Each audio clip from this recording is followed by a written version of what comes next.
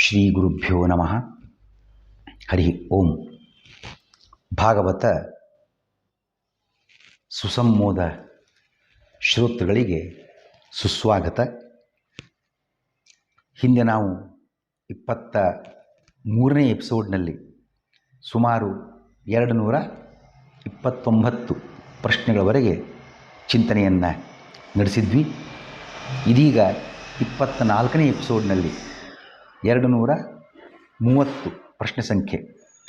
ಇದರಿಂದ ಪಾಠವನ್ನು ಮುಂದುವರಿಸೋಣ.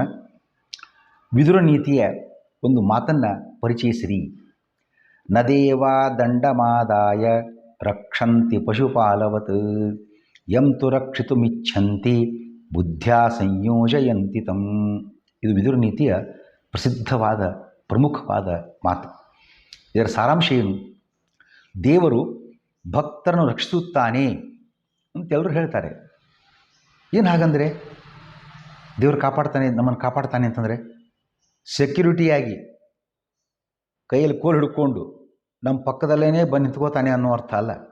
ಹೇಗೆ ಆ ಕುರಿ ಕಾಯ್ತಕ್ಕಂಥವನು ಕೈಯಲ್ಲಿ ಕೋಲು ಹಿಡಿದು ಕುರಿ ದಂಡಿನ ಹಿಂಡಿನ ಹಿಂದೆ ಹೋಗ್ತಾ ನೋಡ್ತಾ ಕಾಯ್ತಾ ಹೋಗ್ತಾನೆ. ಹಾಗೆ ಭಗವಂತ ನಮ್ಮನ್ನು ನಮ್ಮ ಪಕ್ಕದಲ್ಲಿ ಬಂದು ನಿಂತುಕೊಂಡು ಕೋಲು ಹಿಡ್ಕೊಂಡು ನಿಂತುಕೊಂಡು ಕಾಯ್ತಾನೆ ಅನ್ನೋ ಅರ್ಥ ಅಲ್ಲ.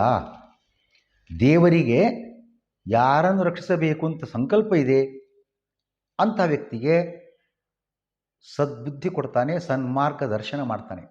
ನೀ ಹೀಗೆ ಮಾಡು, ನೀ ಇಂಥವ್ರ ಹತ್ರ ಹೋಗು, ನಿನ್ನ ಕೆಲಸ ಆಗ್ತದೆ. ಈ ಸದ್ಬುದ್ಧಿ ಕೊಡ್ತಕ್ಕಂಥದ್ದು ಉಂಟಲ್ಲ, ಸನ್ಮಾರ್ಗದರ್ಶನ ನೀಡತಕ್ಕಂಥದ್ದು ಉಂಟಲ್ಲ, ಇದೇ ದೇವರು ಕಾಪಾಡ್ತಕ್ಕಂಥ ಕ್ರಮ. ಸಾಕಲ್ಲ ನಮಗೆ, ನಮ್ಮ ಕೆಲಸ ಸಾಯಿತು. ಅದು ಹೇಗಾದ್ರಿ ಇದೇ ಭಗವಂತ ಕೊಡ್ತಕ್ಕಂಥದ್ದು, ಅದೇ ಪ್ರೇರಣೆ ಕೊಡ್ತಕ್ಕಂಥದ್ದು. ಇದು ದೇವರು ನಮ್ಮನ್ನು ರಕ್ಷಿಸ್ತಕ್ಕಂಥ ಪರಿ ಅಂತ ವಿದುರ ಹೇಳ್ತಾನೆ. ಅವನ ಮತ್ತೊಂದು ಮಾತನ್ನು ನೋಡುವಂತಾಗಿದ್ದರೆ, ಸ್ವರ್ಗ ಪಡೆದವನು ಎಷ್ಟು ಕಾಲ ಸ್ವರ್ಗ ಸುಖವನ್ನು ಅನುಭವಿಸುವನು ಅಂತಂದರೆ, ಅವನ ಕೀರ್ತಿ, ಯಾರು ಸ್ವರ್ಗಕ್ಕೆ ಹೋಗಿದ್ದಾನೆ ಅವನು ಭೂಮಿಯಲ್ಲಿ ಅಂತಹ ಒಳ್ಳೆಯ ಕಾರ್ಯವನ್ನು ಮಾಡಿ ಪುಣ್ಯ ಸಂಪಾದನೆ ಮಾಡಿ ಕೀರ್ತಿ ಎಲ್ಲಿಯವರೆಗೆ ಹರಡಿರುತ್ತದೆ ಅಲ್ಲಿಯವರೆಗೆ ಅವನು ಸ್ವರ್ಗ ಸುಖವನ್ನು ಅನುಭವಿಸುತ್ತಾನೆ. ಇದು ವಿದುರನ ಉತ್ತರ.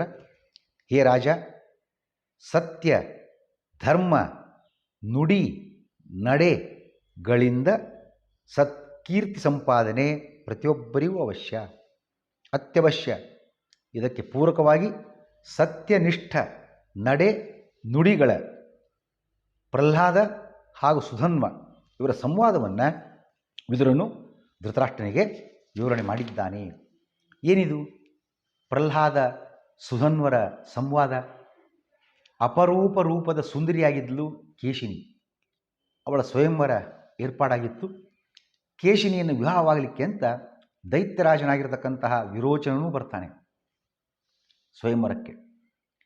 ಆ ವೇಳೆಯಲ್ಲಿ ಕೇಶಿನಿ ವಿರೋಚನಿಗೆ ಒಂದು ಪ್ರಶ್ನೆ ಕೇಳ್ತಾಳೆ. ನೀನು ಹಾಗೂ ಬ್ರಾಹ್ಮಣೋತ್ತಮನಾಗಿರ್ತಕ್ಕಂಥ ಸುಧನ್ವ ಏಕಾಸನದಲ್ಲಿ ಏಕೆ ಕುಳಿತುಕೊಳ್ಳುವುದಿಲ್ಲ? ಏನು ಕಾರಣ ಇರ್ಬೋದು? ಎರಡಿರ್ಬೋದು ಆಪ್ಷನ್ ಅದರಲ್ಲಿ. ಒಂದು, ಬ್ರಾಹ್ಮಣನು ನಿನಗಿಂತ ಶ್ರೇಷ್ಠ, ಇವನು ಕ್ಷತ್ರಿಯ, ನಿನಗಿಂತ ಶ್ರೇಷ್ಠ. ಅಥವಾ ಬ್ರಾಹ್ಮಣನು ನಿನಗಿಂತ ಕನಿಷ್ಠ. ಇದು ನಿನ್ನ ಅಭಿಪ್ರಾಯ ಏನು? ಬ್ರಾಹ್ಮಣನಿಗಿಂತ ಕನಿಷ್ಠ ಅನ್ನೋ ಕಾರಣಕ್ಕೋಸ್ಕರ ಏಕಾಸನ ನೀವು ಕೂಡುವುದಿಲ್ಲ, ಈ ಕಾರಣನೋ ಅಥವಾ ಶ್ರೇಷ್ಠ ಅನ್ನೋ ಕಾರಣಕ್ಕೋಸ್ಕರನೋ? ಆಗ ಆ ವಿರೋಚನ ಉತ್ತರ ಕೊಡ್ತಾನಂತೆ. ನೋಡು ಕೇಶಿನಿ, ನಾವೆಲ್ಲ ಕಶ್ಯಪ ಪ್ರಜಾಪತಿಯ ಮಕ್ಕಳಾದ್ದರಿಂದ ದೇವತೆಗಳಾಗಲಿ ಬ್ರಾಹ್ಮಣರಾಗಲಿ ನಮಗೆ ಯಾರೂ ಈಕ್ವಲ್ ಅಲ್ಲ, ಸರಿಸಾಟಿ ಅಲ್ಲ. ನಾವೇ, ನಮ್ಮ ಸ್ಟೈಲೇ ಬೇರೆ, ನಾವೇ ಬೇರೆ, ನಾವು ಶ್ರೇಷ್ಠರು ಎಲ್ರಿಗಿಂತ ಅನ್ನೋ ಒಂದು ಧಾಟಿಯ ಮಾತನ್ನು ಮಾತಾಡ್ತಾನೆ. ಅಷ್ಟರಲ್ಲೇ ಆ ವಿರೋಚನ ಈ ಮಾತು ಹೇಳ್ತಾ ಇರೋಷ್ಟರಲ್ಲೇ ಸುಧನ್ವ ಬರ್ತಾನೆ.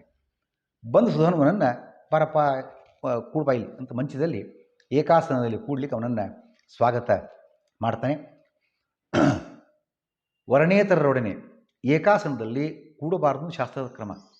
ಅದಕ್ಕಾಗಿ ಸುಧನ್ವ, ಆಯಿತು ನೀನು ಗೌರವ ಕೊಟ್ಟಿದ್ದಿ, ಸಂತೋಷ, ಧನ್ಯವಾದಗಳು ಅಂತೇಳಿ ಅದನ್ನು ಮುಟ್ಟಿ ಬರೀ ಅಷ್ಟೇ ಆ ಗೌರವವನ್ನು ಸ್ವೀಕಾರ ಮಾಡಿದಂತೆ ಮಾಡಿ, ನನಗೆ ನಾನು ಇಲ್ಲೇ ಕೂಡ್ತೇನೆ ಪ್ರತ್ಯೇಕವಾಗಿ ಅಂತೇಳಿ ಕೆಳಗೆ ಒಂದು ಮಣಿ ಹಾಕಿಕೊಂಡು ಪ್ರತ್ಯೇಕ ಆಸನದಲ್ಲಿ ಕೂಡ್ತಾನೆ. ಯಾರು? ಸುಧನ್ವ. ಆಗ ವಿರೋಚನ ಅಂತಾನೆ. ಹೌದು, ನಿಮ್ಗೆ ಅದೇ ಗತಿ, ಅದೇ ಸರಿ. ನಮ್ಮಂಥವು ರಾಜ ಮಹಾರಾಜರು, ನೀವು ಭಿಕ್ಷುಕರಂತಿರತಕ್ಕಂಥವ್ರು ಬ್ರಾಹ್ಮಣರು. ನಮ್ಮಂಥವ್ರು ಏಕಾಸನ ಹೇಗೆ ಬಂದಿದ್ದದು? ನಮ್ಮ ಸ್ಟೈಲೇ ಬೇರೆ, ನಾವೇ ಬೇರೆ ಅಂತ ಒಂದು ರೀತಿ ವ್ಯಂಗ್ಯೋಕ್ತಿಗಳನ್ನು ಮಾತಾಡಿಕೊಂಡು ತಾನೇ ಶ್ರೇಷ್ಠ. ಅದಕ್ಕಾಗಿ ನನ್ನ ಜೊತೆ ಕೂಡತಕ್ಕಂಥ ಅರ್ಹತೆ ನಿನಗಿಲ್ಲ, ಸುಮ್ಮನೇನೋ ಇರಲಿಪ್ಪ ಅಂತ ಅವಕಾಶ ಕೊಟ್ಟಿದ್ದು ನಾನು. ಅದನ್ನು ತೊಗೊಳ್ತಕ್ಕಂಥ ಅರ್ಹತೆ ನಿನಗಿಲ್ವೇ ಇಲ್ಲ ಅನ್ನೋ ರೀತಿ ವ್ಯಂಗ್ಯವಾಗಿ ಮಾತಾಡಿಬಿಟ್ಟ. ಇದು ಮಾತಿ ಬೆಳೆದು ನಾನು ಯಾಕೆ ಕೇಳ್ಕೊತೀವಿ ಗೊತ್ತಾ? ಏಕಾಸನಲ್ಲಿ ಕೂಡಬಾರ್ದು ಅಂತ ಕ್ರಮ. ಬ್ರಾಹ್ಮಣರು ಶ್ರೇಷ್ಠರು, ಕ್ಷತ್ರಿಯರು ಅವರಿಗಿಂತ ಕನಿಷ್ಠರು. ಅದಕ್ಕಾಗಿ ನಾನು ಏಕಾಸನಲ್ಲಿ ಕೂಡೋದಿಲ್ಲ ಅನ್ನೋ ಮಾತನ್ನು ಹೇಳ್ತಾನಂತೆ.